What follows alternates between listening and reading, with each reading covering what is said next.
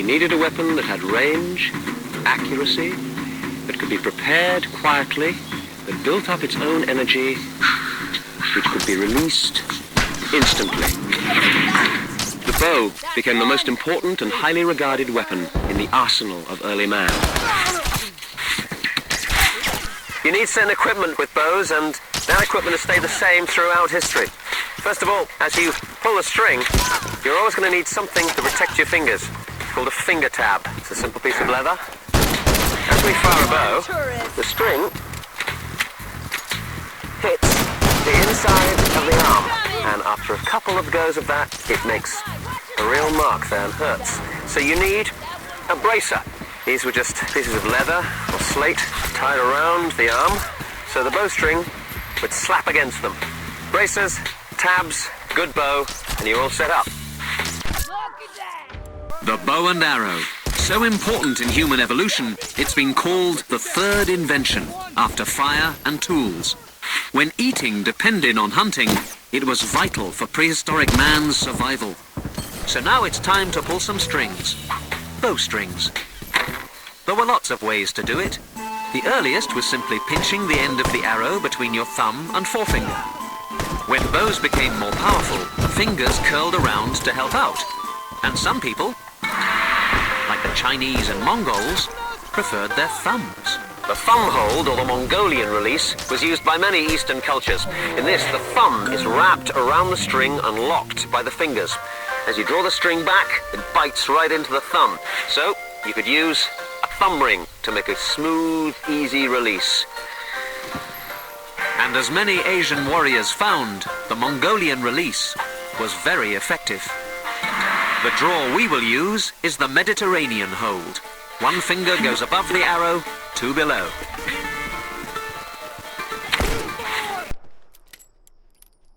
All right, whole books have been written about what we're about to do, shooting the bow, especially one in 1545 by Roger Ascham. A fine fellow who knew all about archery, but nothing about television. So let me summarize. Roger Ascham's 5 points. 1. Standing. Solid, steady, arm out straight. 2. Knocking. String in the arrow's knock. Getting ready for 3. Drawing. Quickly followed by 4. The hold. And 5. Your first shot. Knock your arrow, draw your bow, and relax. Well, we never said this would be easy. But as we are finding, a basic level of skill comes quickly when we've had some chance to practice. We're using bows of about 30 to 40 pounds. That's not the weight of the bow, that's the amount of pressure required to draw the string back to the anchor point. Now the anchor point could be the chin, the side of the mouth. A really skilled archer would draw the bow right back until the string was beside his ear. It's one of the major problems of archery throughout history. It was really difficult to find men who are strong and fit enough to be first-class archers. You need a huge amount of upper body strength. The strain on the chest and arms is extraordinary. You need a good health, a good diet, a good eye, and lots of practice.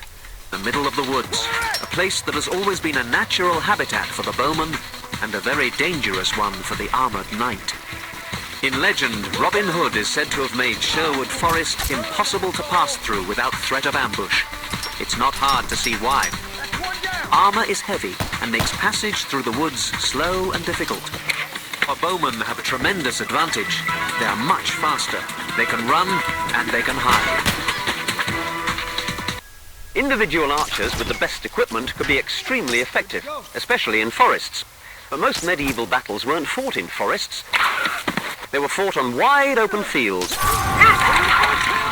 where the commanders had control of their army, and where the cavalry knights could ride to magnificent victories. Most medieval commanders used their archers only for the initial attack in a battle, for siege work, or for mass volleys against dense targets. Archers were neither expected nor allowed to win battles. That was the job of the knights. The bow had a serious image problem.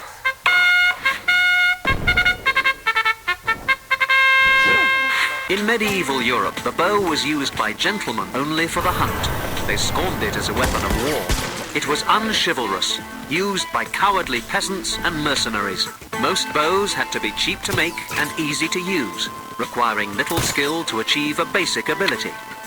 And most archers were just not valuable enough to feed well and train regularly. Still, every so often, they did make a difference, which is why commanders bothered with them in the first place. William the Conqueror of Normandy had archers among his troops, while the Saxons of England did not. Until the later Middle Ages, the archer was the most despised man on the battlefield. Now, you would need a first-class archer of great stamina, great strength, and who had trained all his life. Only the English longbowman came anywhere near that ideal, and he was the exception. England's archers, in fact, were the elite among the bowmen of the Middle Ages.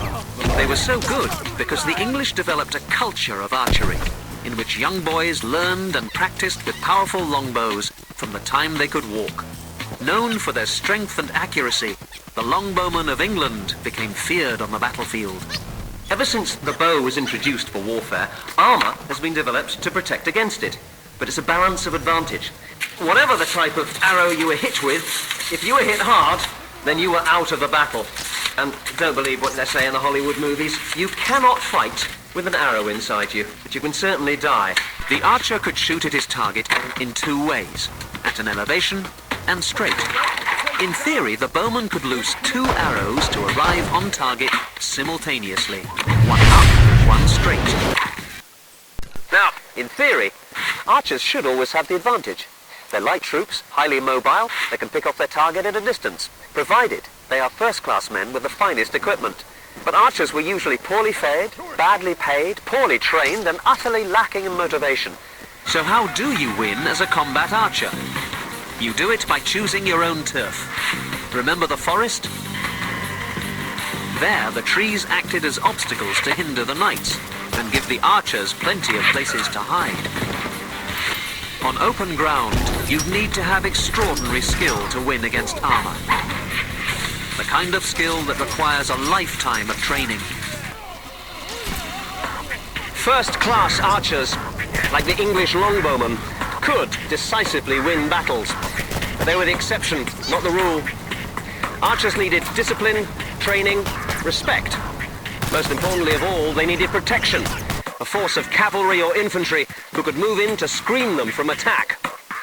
Throughout most of history, they got none of these things. They simply weren't considered important enough. If there's one place on the medieval battlefield that you don't want to be, it's among the archers.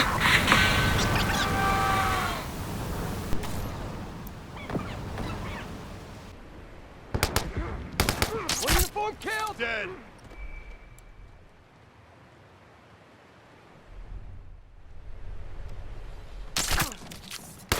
Down one tourist!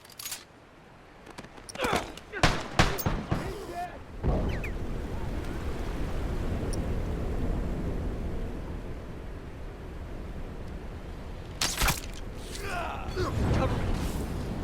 All right, man, let's go! Look at that!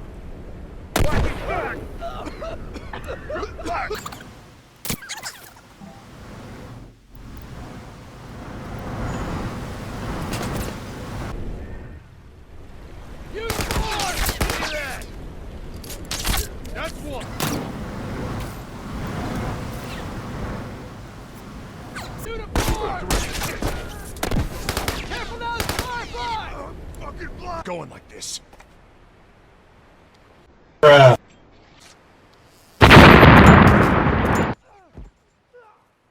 Hey, right there!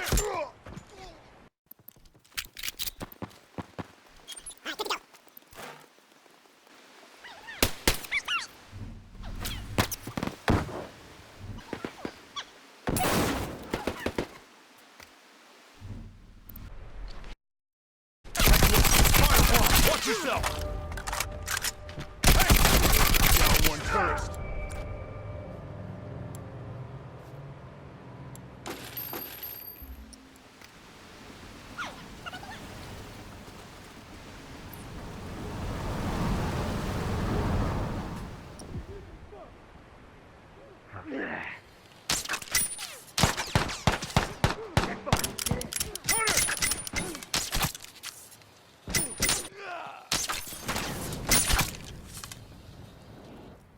Look at that!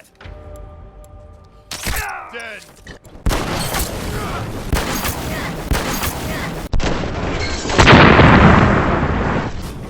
Fuck! I'm down! Thanks. Cover me. I gotta patch up.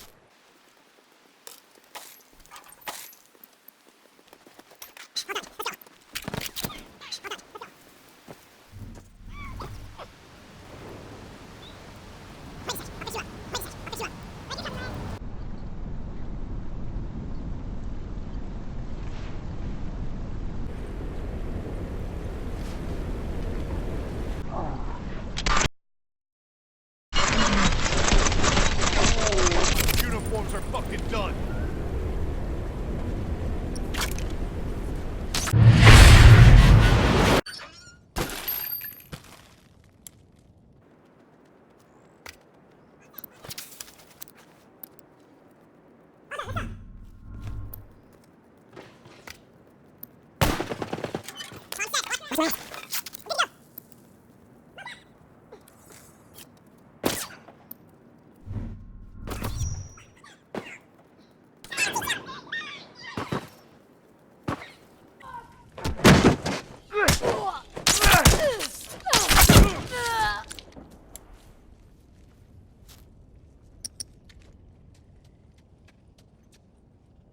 Try some smoke.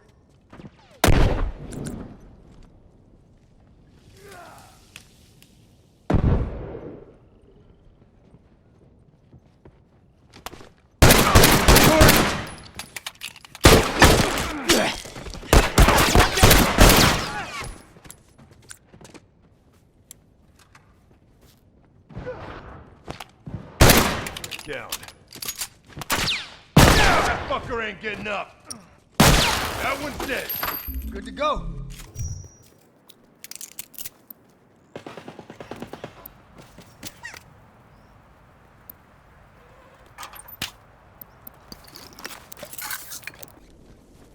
Surprise, motherfucker.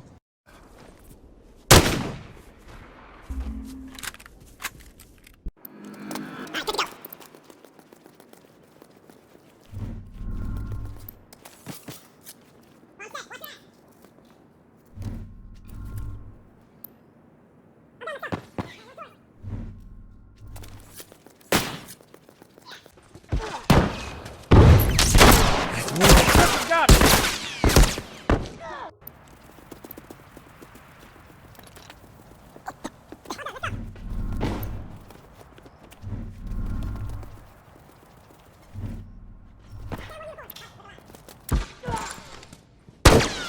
Boom. Yeah, that one's dead. Hunter! That. That fucker's dead.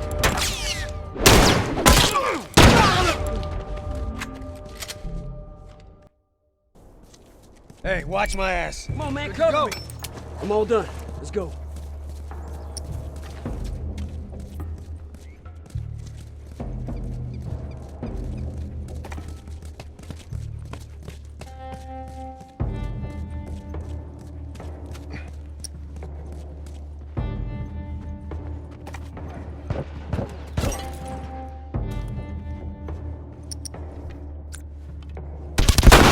Down. Say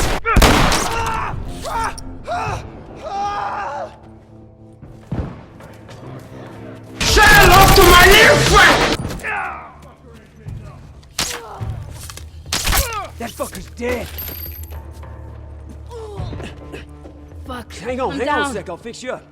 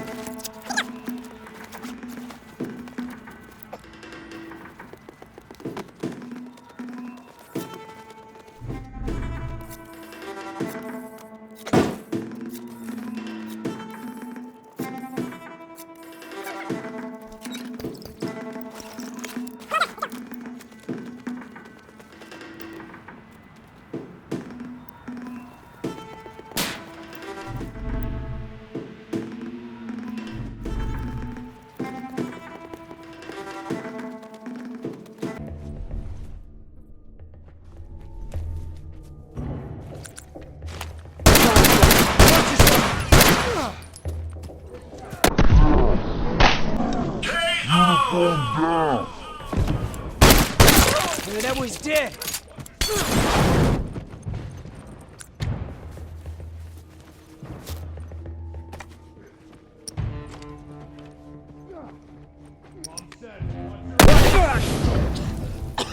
Fuck! How about some smoke? Down one toy.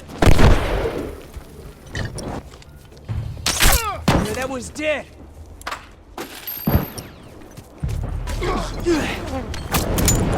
Hard south! He ain't coming back. He didn't know what hit him.